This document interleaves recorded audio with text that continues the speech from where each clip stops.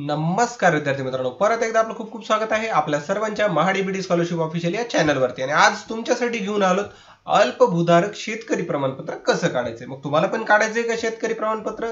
तर मग हे कसं काढणार आहेत आणि यासाठी लागणाऱ्या कागदपत्राची यादी कोणती, त्यासाठी कुठल्या स्टेप्स फॉलो करायच्यात आणि कसं करणार आहेत, या सविस्तर माहितीचा व्हिडिओ हाच आहे। तर याच्यामध्ये आपण ती सविस्तर चर्चा करणारच आहोत। तर सर्वप्रथम मित्रांनो, आपण महाडीबीटी स्कॉलरशिप ऑफिशियल या चॅनलवरती नवीन असाल, अद्याप चॅनलला सबस्क्राइब केलं नसेल तर चॅनलला सबस्क्राइब करा आणि बेल आयकॉनला हिट करा, यामुळे नवीन येणारा व्हिडिओ सगळ्यात अगोदर तुमच्यापर्यंत पोहोचेल। हो, चला आपण वळूयात आपल्या व्हिडिओकडे। तर सर्वप्रथम आपल्याला इथे महाऑनलाईन मध्ये लॉग इन करायचं। आता हे लॉग इन करण्यासाठी तुम्ही तुमचा आयडी पासवर्ड टाकून लॉग इन केलेला आहे आणि इथे आल्याच्या नंतर तुम्हाला महसूल विभागामार्फत दिल्या जाणाऱ्या सुविधा किंवा सेवा याच्यामध्ये अल्पभूधारक शेतकरी असल्याचे प्रमाणपत्र असं सर्च करायचे। याला क्लिक करून घेऊयात। इथे क्लिक केल्याच्या नंतर त्यासाठी लागणाऱ्या कागदपत्राची जी यादी असेल ती आपल्या समोर येणार आहे। यामध्ये आपल्याला लागणारे मोजकेच कागदपत्र इथे दाखवलेले आहेत, तर याचा आपण स्क्रीनशॉट सुद्धा काढून घेऊ शकता। याच्यामध्ये सर्वप्रथम पहा, आपल्याला सातबारा लागणार आहे, 8 लागणार आहे, अर्जाचा नमुना, आधार कार्ड, मतदान कार्ड आणि घोषणापत्र। आता या घोषणापत्रामध्ये आपल्याला एक अल्पभूधारक शेतकरी असल्याचं प्रमाणपत्राबाबत घोषणापत्र द्यायचं आहे, जे की आपल्याला एखाद्या बॉन्डवाल्याकडून बनवून घ्यायचं आहे, नोटरी करून घ्यायची आहे। ते बॉन्डवर किंवा कोऱ्या पेजवर सुद्धा आपण केलं तरी चालतंय। तर मग हे डॉक्युमेंटची यादी झाली आणि ही डॉक्युमेंटची माहिती झाली। तर आपण वळूयात आपल्या ऑनलाईन प्रोसेसकडे, ते कशा पद्धतीने आपल्याला प्रोसेस करायची आहे ते। तर सर्वप्रथम आपण पुढे सुरू करूया, या बटनाला क्लिक करू। इथे क्लिक केल्याच्या नंतर आपल्या समोर एक ऍप्लिकेशन फॉर्म ओपन झालेला आहे आणि या फॉर्म मध्ये आपल्याला काही बेसिक गोष्टी भरायच्या, जसं आपण ऑलरेडी याच्या अगोदर या महाऑनलाईनच्या सिरीज मध्ये उत्पन्न, डोमासाईल, जातीचं प्रमाणपत्र, ह्या सर्व कागदपत्र कसे भरायचे याच्यावरती व्हिडिओ ऑलरेडी बनवलेले, ते बघितलेले नसतील किंवा त्याच्या संदर्भात तुम्हाला जर व्हिडिओ हवा असेल तर तुम्हाला डिस्क्रिप्शन मध्ये त्या सर्व व्हिडिओची लिंक सुद्धा टाकलेली, तिथे जाऊन तुम्ही तो व्हिडिओ पाहू शकता किंवा चॅनलवर आणखी भरपूर व्हिडिओ आहेत ते पण तुम्ही पाहू शकता। तर या व्हिडिओमध्ये आता अल्पभूधारकसाठी सर्वप्रथम आपण इथे जो व्यक्ती अर्ज करणार आहे त्याची माहिती आपण निवडणार आहोत। जसं की एखादा व्यक्ती ज्याचं लग्न झाले त्याच्यासाठी श्री, मुलासाठी कुमार, तर एखाद्या लग्न झालेल्या महिलेसाठी श्रीमती, तर मुलीसाठी कुमारी, असं आपण इकडे निवडणार आहोत। तर सर्वप्रथम मी इथे श्री निवडतो। याच्यामध्ये हे प्रमाणपत्र आपल्याला प्रामुख्याने वेगवेगळ्या कामात उपयोगात येतं, त्यापैकी स्कॉलरशिप जी की पंजाबराव देशमुख स्कॉलरशिप आहे त्याच्यासाठी सुद्धा उपयोगात येतं। तर ते ऍप्लिकेशन करताना हे सर्टिफिकेट वडिलांच्या नावाचंच निघत असतं आणि हे त्याच्यासाठी चालतं। ही ऍडिशनल इन्फॉर्मेशन तुम्हाला याच्यासाठी सांगितली की बरेच जण कन्फ्युज असतात की हे सर्टिफिकेट जे काढतोय हे वडिलांच्या नावाने येतंय, माझं नाव येत नाही, त्याच्यामुळे। ठीक आहे, चला पूर्ण नावामध्ये आपण पूर्ण नाव इथे टाकून घेऊयात।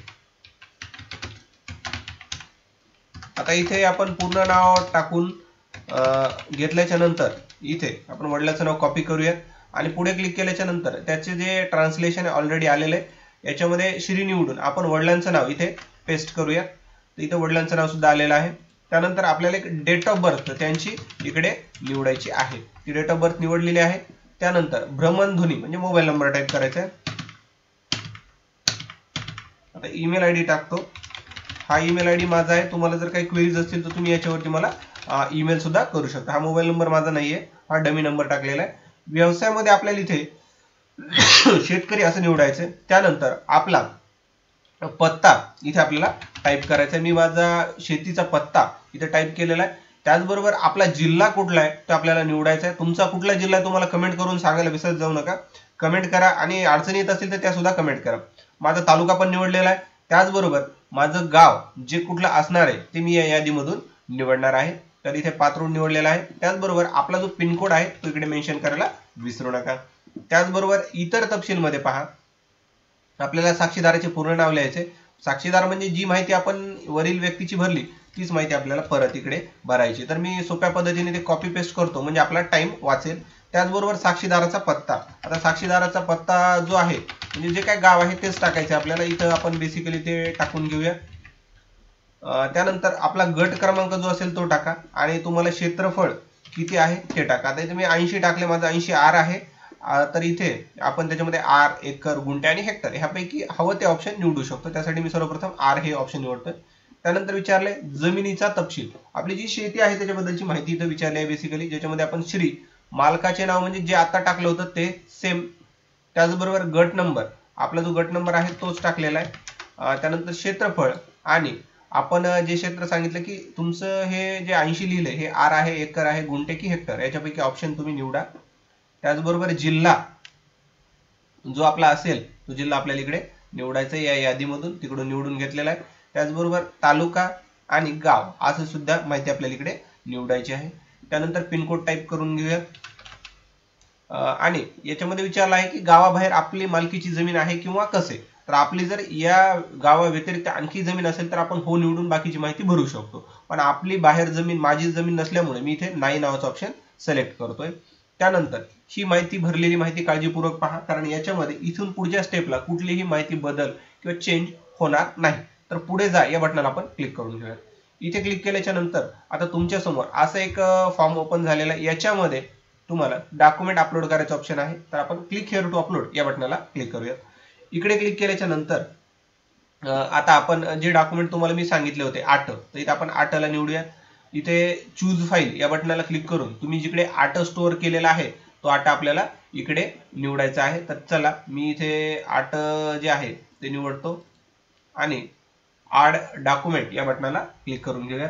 त्याचबरोबर 7/12 इथे 7/12 पण आपण निवडलेला आहे आणि ऍड डॉक्युमेंट या क्लिक केलेला आहे.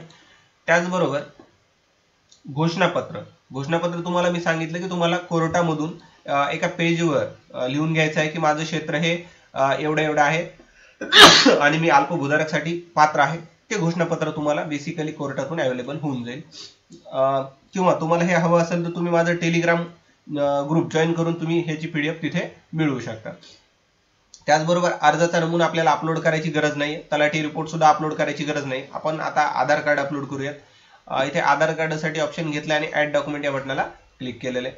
त्याचबरोबर आपल्याला मतदान किंवा राशन या दोन्हीपैकी एक डॉक्युमेंट अपलोड करायचे, ज्याचं ऑप्शन इथे दिलेलं नाही. तर आपण इतर मध्ये राशन कार्ड असं ऑप्शन लिहून इथे राशन कार्ड अपलोड करून घेऊयात.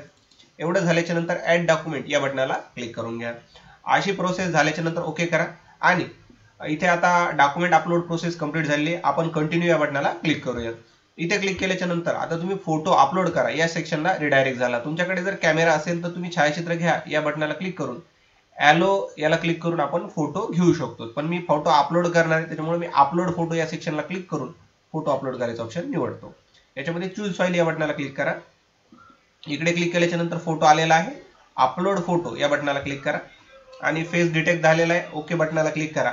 त्याचबरोबर पुढे सुरू करा किंवा पुढे सुरू असं या बटनाला आपल्याला क्लिक करायचं, ज्याच्यामुळे आपण या सेक्शन मधून आता पुढे जाऊया. जसं की आपलं छायाचित्र अपलोड झालेलं आहे. चला इथे क्लिक केलेलं आहे. याच्यामध्ये आता आपल्याकडे ऑप्शन कशाचे, पेमेंटचे 3 अवेलेबल आहेत. याच्यापैकी तुम्हाला मी सांगितलेलं ऑलरेडी पेटीएम वापरा, आधार वापरा किंवा तुम्ही वॉलेट वापरा. तर याच्यापैकी तुमचं हवं आणि सुटेबल जे असेल ते तुम्ही इकडे निवडू शकता आणि पे नाव या बटनाला क्लिक करा. आता अशा पद्धतीने आपण हा फॉर्म भरून घेतलेला आहे. पे नाव पण क्लिक केलेला आहे आणि इथे आल्याच्या नंतर परत आपल्याला पूर्ण रिमाइंडर हिस्ट्री दाखवते की तुमचे कसे पैसे कटतात त्याच्याबद्दलची डिटेल्स. त्याचबरोबर तुमचं पूर्ण माहिती, सेवेचं नाव, व्यक्तीचं नाव आणि अर्जाचा ओळखपत्र.